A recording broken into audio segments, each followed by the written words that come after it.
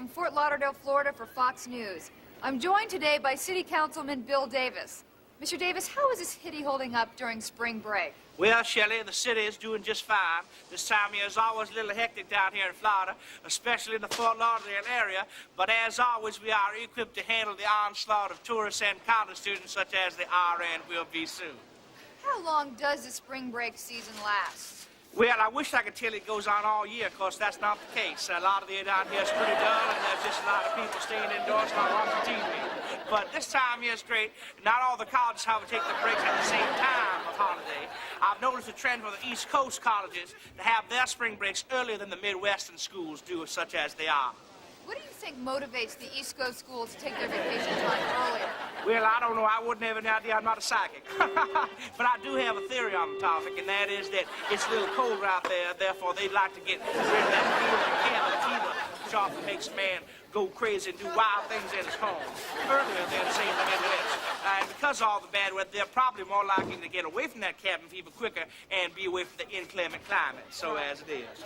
This seems like an important time for the economy here in Fort Lauderdale. How does it compare to the rest of the year? Well, any of these students who've studied macroeconomics, which I have not, but you do have, it's pretty late, did I tell you that?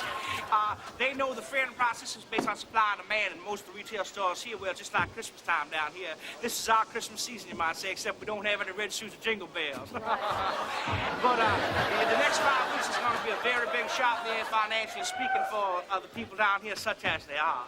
It surprises me to hear that college students have millions of dollars to spend, because I remember when I was in college, I had very, very little spending money. Well, I don't believe I said millions, but perhaps they do. But you tell you what it is, it works out like this. Now, one of the college student on his own, he'll come down here, he maybe just have enough for a 6 packets of Jiffy Pop. But you put a $600,000 college student together, that's a heck of a lot of Jiffy Pop, if you know what I'm saying. What are other ways that the students help the economy? Well, the students bring a lot of sand into the area, and the sand actually contributes to the sand we have here. They just track it in from other states. Also, there's companies that try to target these students who are between 18 and 24, and that transition to big dollars. So they just set the headquarters up down here during the break. That's big money for a corporate person. I understand.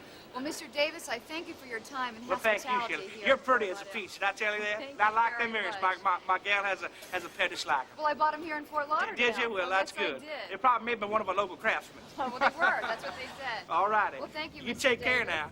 And as you look around the beach, you'll see a lot of fun and a lot of excitement. I'm Shelley Miller here at Fox News. Back to you.